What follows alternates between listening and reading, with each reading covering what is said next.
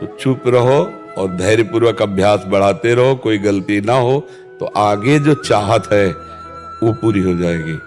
अगर 100% में 10% भी मन काबू में आ गया है तो बहुत बड़ा आपने युद्ध हासिल कर लिया, विजय प्राप्त कर ली। क्योंकि अनंत जन्मों से सदैव मुझे हराता रहा है, आज वो 10% हमारे कब्जे में आ गया। 10% भजन में लगने लगा ना, बहुत बड़ी बात कर ली। धीरे धीरे परसेंट बढ़ाते चले जाइए। और ये इतना प्यारा मन है कि इसे जो पकड़ा दो पकड़ लेता है। जैसे अभी हमने विषय पकड़ाए संसार के, तो पकड़े ना, गंदे से गंदी बातें पकड़े। अब भजन पकड़ाएंगे तो पकड़ रहा है ना।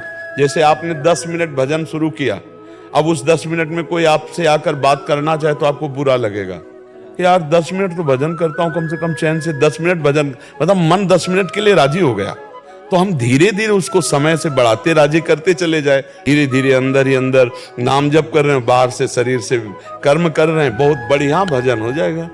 इसके भी रहते हुए आहार में, जैसे घर में लहसुन प्याज वगैरह खाते हैं तो फिर नहीं, लहसुन प्याज और तमोगुण की वृत्ति करने वाला, इसमें मंत्राकार वृत्ति तो के कारण अगर घर में बोले तो पत्नी है, फिर वो कहती है हम भी नहीं खाए क्या तुम्हारे चक्कर में। तो वो अमरवती है क्या, वो अमृत है क्या प्याज लहसुन? यार बिना इसके कितना सुंदर सुंदर भोग बनता है। वृंदावन में सब ठाकुरों को 56 भोग लगते हैं। या प्याज लहसुन केवल तमोगुण के कारण त्याज्य है। अच्छा, दुर्गंध नहीं आती?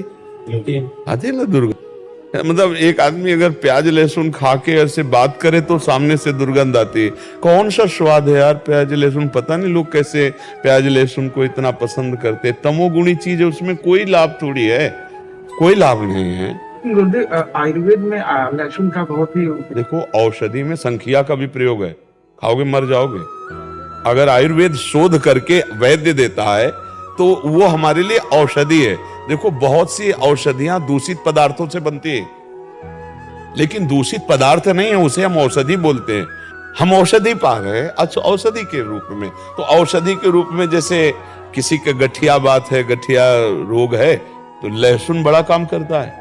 आप उसको कैप्सूल की तरह ले जाओ, हमने देखा है। लेकिन चटनी और सब्जी और भोजन में नहीं डाल सकते। औषधि के रूप में वो बात अलग है। जब औषधि का नाम आता है तो औषधियों में क्या नहीं पड़ता, आप हमें क्या क्या नहीं पड़ता। अगर उसकी बनाने की पद्धतियां देखो तो तुम्हें घृणा हो जाएगी। तो संख्या जहर है ना। हाँ, दमा आदि बीमारियों में आयुर्वेद में शोध करके उसे दिया जाता है। सांप काटे तो जहर का इंजेक्शन लगाया जाता है, नहीं लगाया जाता। तो अब औषधि और ऐसे प्रयोग भी है। देखो विश्व ब्रह्मांड में 3 बातें हैं, सतोगुण, रजोगुण, तमोगुण। अब हमको भजन करने के लिए सात्विक वृत्ति चाहिए, निर्मल मति चाहिए, तो हमको रजोगुण या तमोगुणी आहार त्यागना पड़ेगा। बस बात इतनी है।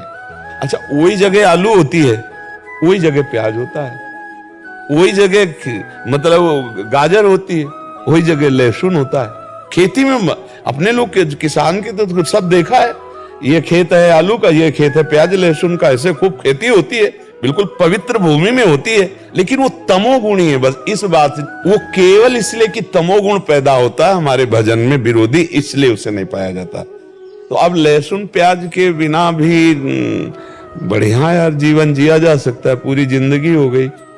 तो अब ये कि जवान को जैसा आप स्वाद दे, तो भाई देखो स्वाद अगर पकड़ लिया प्याज लहसुन का तो फिर कैसे बनेगा। बहुत से लोग ऐसे हैं जो भ्रम में फंस करके अपने जीवन को नष्ट कर रहे हैं।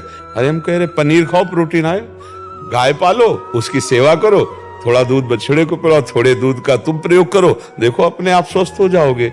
अब सेवा करनी नहीं हो, ऐसे कह दो कि अंडे से प्रोटीन, कौन प्रोटीन वाला कितनी दिन बलवान बना रहेगा? शरीर तो नाशवान है, अपराध तो बनी रहा है, जीव तो उसमें है ही है, चैतन्य तो है ही है। अब देखो छोटे छोटे नहीं निकलते चूजा उसके, तो जीव नहीं उसमें। हाँ, तो क्या मूली में जीव नहीं है? क्या गाजर में जीव नहीं? क्या आलू में जीव नहीं? उखाड़ के फेंक तो सूख जाएगा। जो जिसके लिए निर्धारित कर दिया गया, हम मनुष्य हैं, हमारे लिए निर्धारित किया गया सब्जी, फल, फ्रूट, अन्न विविध प्रकार के। राक्षसों के लिए वो राक्षसी भोजन है, हिंसक पशुओं के लिए वो भोजन, अपने लिए नहीं। तो अपने जब भगवत मार्ग में चल रहे हैं तो अपने को बचना चाहिए, समझाना चाहिए, पत्नी को समझाना चाहिए। और ना समझे तो फिर जहां तक हो, अगर नियमावली ले लो कि आप बनाओ सब्जी खाओ, हम सब्जी नहीं पाएंगे, हम नमक रोटी खाएंगे। भगवान का भजन करना, हम नमक रोटी खा के पूरी मेहनत, अभी सब ठीक हो जाएंगे। नहीं, हम नहीं पा सकते। हम नमक रोटी पा लेंगे, दही रोटी पा लेंगे, दूध रोटी पा लेंगे, लेकिन जिसमें प्याज पड़ा है, लहसुन पड़ा है, तो अलग बना के देने को तैयार है। वो कहती तुम्हारे लिए अलग बना। तो बढ़िया, फिर क्या, अलग बनाओ खाओ, बढ़िया है भोजन। भजन करने के लिए थोड़ा सात्विक भाव तो चाहिए। भजन मार्ग में तो थोड़ा दुख सहना पड़ेगा, जबान को संभालना पड़ेगा। एक तुम खुद नहीं चाहते हो कि लहसुन की चटनी और प्याज वाली चौक वाली सब्जी के क्योंकि जो ऐसी पाता है, तो हम आपको बताए ना, चाहे जितनी बढ़िया दाल सब्जी हो, फिर उसकी जबान में अच्छा नहीं लगेगा। तो कोशिश करो, जैसे विद्यार्थी हैं, नौकरी पेशा वाले हैं, हम उनको ज्यादा इस बात पर जोर नहीं देते कि आप प्याज लहसुन मत खाइए। विद्यार्थी हैं, कहाँ पढ़ने जाना पड़े, नौकरी वाले हैं, कहाँ कहाँ जाना पड़े, अब आर्मी में है, कोई कहीं है, कोई लेकिन यदि आप रह सकते हो तो मत खाओ। प्याज लहसुन खाना पाप नहीं है, पर दोष है, तमोगुणी है। उस तमोगुणी वस्तु का त्याग करके भजन में बढ़ा जाता है। अब नौजवान जैसे नौकरी पेशा वाले, अब उनको ये शिक्षा दो तो घूमते ही रहेंगे, भोजन ही नहीं मिलेगा।